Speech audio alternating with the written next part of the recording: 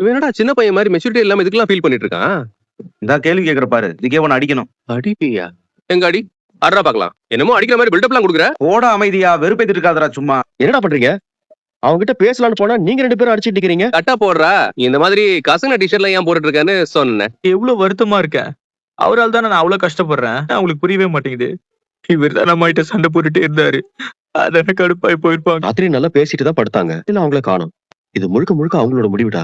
அதுக்காக நீ நிலா கிட்ட கோவப்படலாமா? பல்லவா விடுறா. உனக்கு நாங்கெல்லாம் இல்லையா? நான் குடிச்சிட்டு ஒண்ணும் வரல. கிட்ட பேசுறதுக்காக தான் வந்தேன்.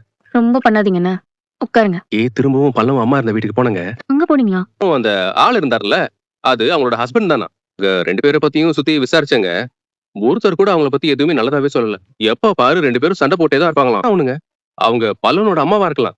ஆனா அந்த பாசம் எல்லாம் அவங்களுக்கு கொஞ்சம் கூட இல்லைங்க. அவங்க கிட்ட ஏதோ ஒண்ணு தப்பா இருக்குங்க. பல்லவனை வேற ரொம்ப கஷ்டப்படுத்திட்டோங்க. வானதி இன்னும் வரலையே, என்னவா இருக்கும்னு ஒரு போன் பண்ணியாச்சும் கேட்டுக்கணும். நம்ம கடை தானே ஈகோ பார்க்காம நீ வந்திருக்கணும். பாண்டி, இந்த ஒழுங்கா இருந்தா இந்த மாதிரி எல்லாம் பேசாத சொல்லிட்டு